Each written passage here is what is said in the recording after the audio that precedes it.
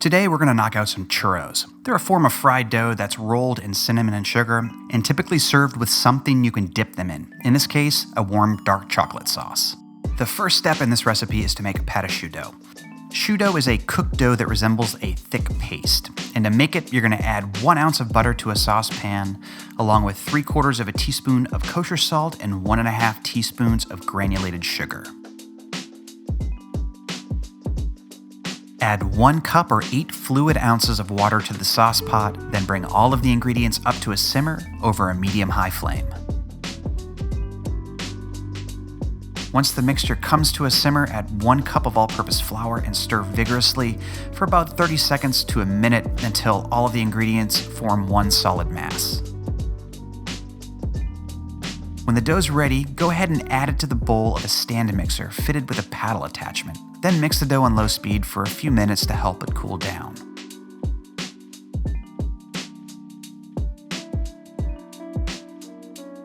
Now that the dough has cooled down a bit, go ahead and add 1 egg at a time into the mixer and process until totally incorporated. You're going to add a total of 2 eggs to this pâte à choux dough. Once you're done with this step, go ahead and retire that stand mixer because you're not going to need it for the remainder of the recipe. You will need a star tip and pastry bag for this recipe. The best way to manage your transfer of pâte à choux dough to this pastry bag is to place the bag in a glass just like this. This way, you don't have to hold the pastry bag while trying to push dough into it. That can get a little bit awkward.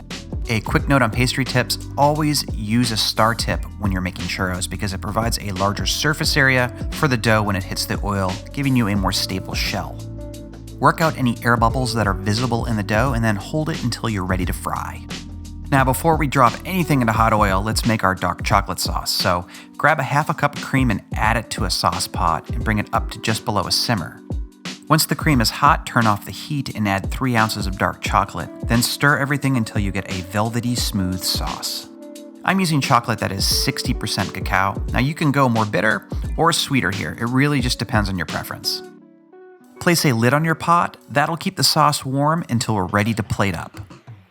Let's also make our cinnamon and sugar mixture, so add 1 cup of granulated sugar to a bowl, along with 1.5 teaspoons of ground cinnamon. Then stir it all together until thoroughly combined.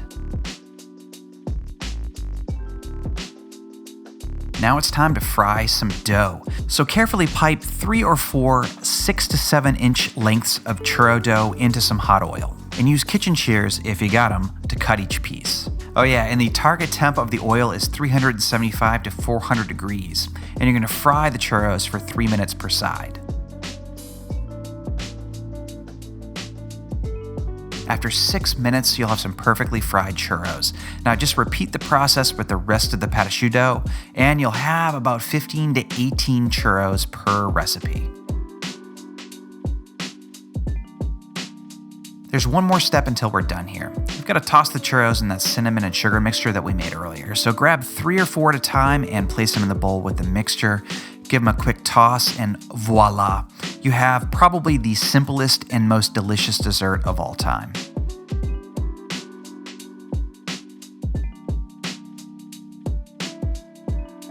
To finish things up, take that warm dark chocolate sauce that you made earlier and place it into a bowl. Now you have the option to dip your churros.